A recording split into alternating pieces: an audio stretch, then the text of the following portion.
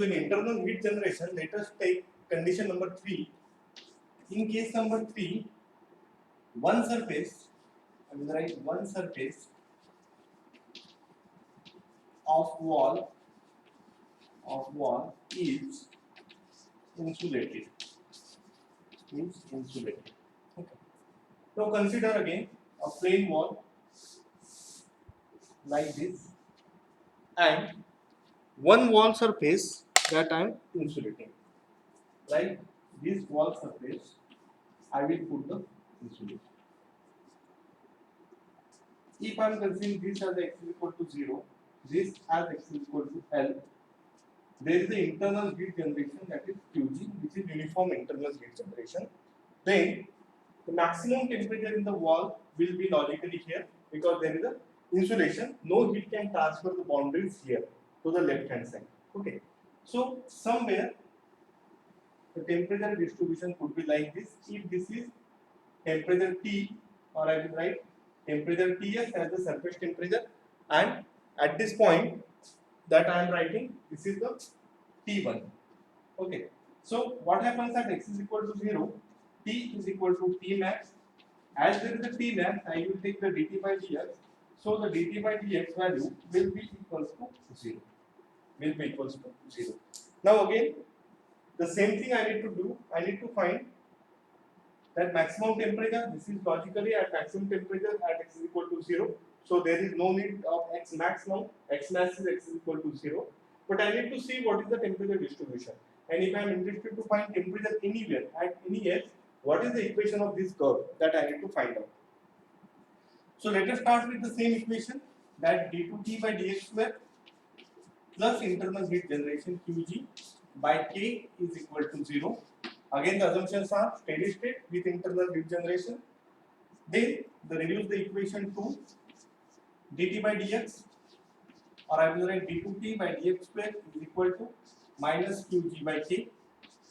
Then dt by dx is equal to minus Qg by K into x plus C1. Then dt, this will be now T is equal to minus Qg by 2K into x square plus C1x plus C2. So this becomes the general temperature distribution. If I put the first boundary condition that dt by dx will be equal to 0, this dt by dx will be equal to 0 when at x is equal to 0. So this clearly gives me C1 is equal to 0. So put C1 is equal to 0 in the equation. The equation will reduce to C Qg by 2K into x square plus this value will be 0 plus C2. Now the task is to find what is the value of the C2. For the value of the C2, again at x is equal to L, T is equal to Ts. So put the values. At x is equal to L, T is equal to Ts. So I am writing Ts is equal to minus Qg by 2K into x square. So this will be simply L square plus C2 plus C2. So C2 will be equal to this Ts plus Qg by 2K into L square. So this becomes the value of the C2. Put the value of C1 and C2 in the equation. I am getting T is equal to minus Qg by 2K into x square plus Ts plus Qg by 2K into L square. So again Qg, 2K, Qg, 2K are constant. So I can write T minus Ts is equal to, and I will get the equation similar to the previous case. Let me see what is that equation. That if I consider this, so this will be Qg divided by 2K. So if I take this as a constant, this will be minus x square plus L square minus x square plus L square. So this becomes the value of T minus Ts. If I take again this L as a common, so I will get Qg divided by 2K L square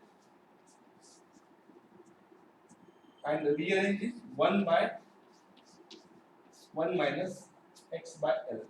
So this becomes T minus Ts. So this becomes your T minus Ts. That is Qg divided by 2k L square into 1 minus x by L square. 1 minus x by L square.